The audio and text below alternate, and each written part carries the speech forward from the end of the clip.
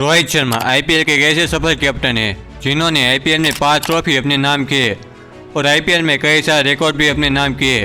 पर 2024 की आईपीएल में रोहित शर्मा को कप्तानी से हटाकर हार्दिक पांड्या को मुंबई इंडियंस के नए कप्तान दिए।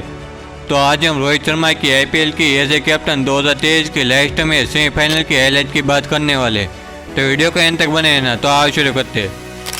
तो सबसे पहले रोहित शर्मा ने टॉस जीतकर बॉलिंग का फैसला करती है। जीटी की ओर से आक्रमण करने के लिए आते हैं शाह और शुभमन गिल। तो वही मुंबई की ओर से आक्रमण करने के लिए आते हैं बेन ड्रूप। तो दूसरी छोर से आक्रमण करने के लिए आते हैं कैमरन ग्रीन। पहली 4 ओवर तक एमआई के बॉलर ने जीटी के बैट्समैन को अपनी पकड़ में रखा था। 5 ओवर तक दोनों बैट्समैन स्कोर को आगे ले जा रहे थे। अब कैप्टन रोहित शर्मा विकेट की खोज में वेस्ट इंडिया के खूंखार बॉलर जॉर्डन को लाटे, पर तीसरी गेंद में शुभमन गिल उनका स्वागत छक्के के साथ करते। अगली गेंद में सुंदर सा कवर ड्राइव मारते। 5वीं गेंद में जॉर्डन शुभमन गिल को अपनी जान में फंसा ही लिया था, पर टीम डेविड से कैच छूट जाता है। यह कैच एमआई को आगे चल के बहुत ज़्यादा महंगा पड़ने वाला था। पावर प्ले का खेल समाप्त होता है। जीटी ने स्कोर कार्ड पर 50 रन जोड़ दिए थे। अब कैप्टन रोहित शर्मा विकेट की खोज में आईपीएल के अनुभवी स्पिनर पीयूष चावला को लाते। 6ठी ओवर की तीसरी गेंद में शाह शॉट मारने की कोशिश में ईशान किशन पीछे से स्टंपिंग कर देते।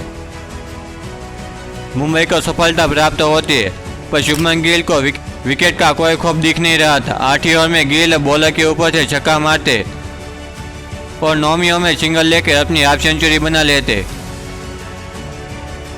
10 ओवर का खेल समाप्त होता है। जीटी ने स्कोरबोर्ड पे 91 रन जोड़ दिए थे।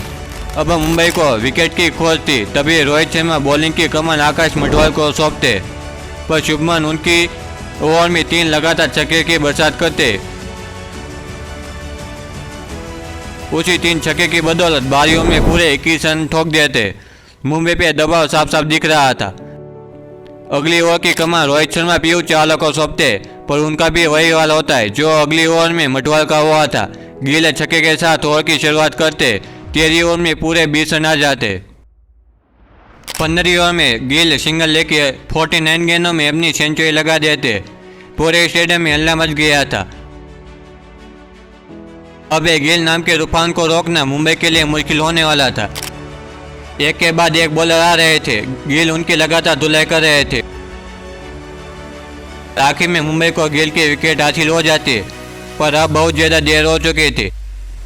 हार्दिक पांड्या और सुधारना के बीच अच्छी पार्टनरशिप होती और गुजरात टाइटन 20 ओवर में 233 रन स्कोरबोर्ड पे छोड़ देते।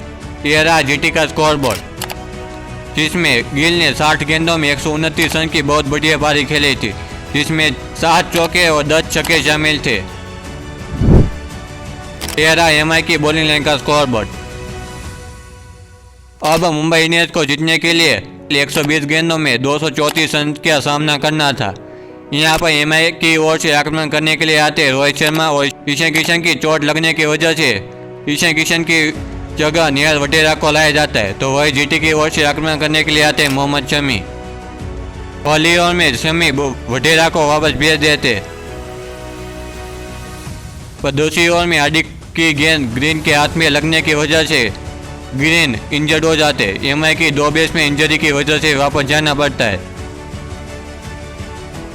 तीसरी ओवर में कैप्टन रोहित शर्मा भी आउट हो जाते। एमआई को बहुत बड़ा झटका लगता है। अब सारी पारी की जवाबदारी तिलक वर्मा और सूर्य कुमार यादव पे थी। तभी तिलक वर्मा शमी को टारगेट कर लगातार 4 चौके मारते और एक छक्का मारते।